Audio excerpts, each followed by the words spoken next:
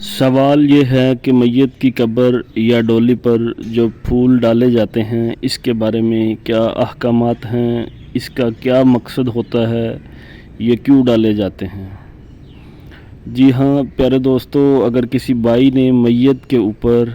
یا قبر پر پھول ڈالے ہیں کسی زینت کے حوالے سے کہ اس میت پر یہ پھول اچھے لگ رہے ہیں یا اچھے لگیں گے، تو پیارے دوستو یہ بتاتا چلوں کہ اب یہ زینت خوبصورتی یا اچھا دکھنے کا موقع و محل نہیں ہے۔ اب تو بندہ ختم ہو چکا ہے، اس زینت سے پھول ڈالنا جائز نہیں ہوگا۔ اور اگر کسی بھائی نے اس نیت سے ڈالے ہیں کہ حدیث مبارکہ میں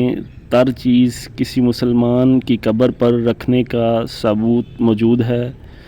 کیونکہ تر چیز جو ہوتی ہے وہ اللہ تعالیٰ کی تسبیح بیان کرتی ہے، اور تر چیز کی اللہ تعالیٰ نے تسبیح بیان کرنے سے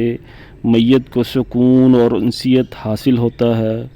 تو پیارے دوستو، اس نیت سے کسی بھائی نے اگر پھول ڈالے ہوں قبر پر یا میت کی ڈولی پر تو یہ جائز ہوگا۔ حدیث میں آتا ہے کہ ایک بار نبی کریم صلی اللہ علیہ وسلم نے دیکھا کہ کسی قبر پر میت کو عذاب دیا جا رہا ہے، تو آپ صلی اللہ علیہ وسلم نے درخت کی ٹہنی کو لے کر اس کی قبر کے اوپر رکھ دی اور کہا جب تک یہ سبز رہے گی اس قبر والے کے عذاب میں تخفیف ہوگی۔ جی ہاں دوستو، بات نیت کی ہے، کام ایک ہی ہے۔ اگر آپ زینت کے حوالے سے کریں تو یہ جائز نہیں ہوگا،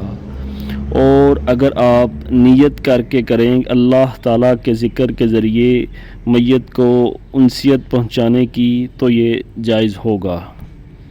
اللہ تعالیٰ جائز طریقے سے ہمیں ان کاموں کو سر انجام دینے کی توفیق عطا فرمائے، آمین، جزاک اللہ۔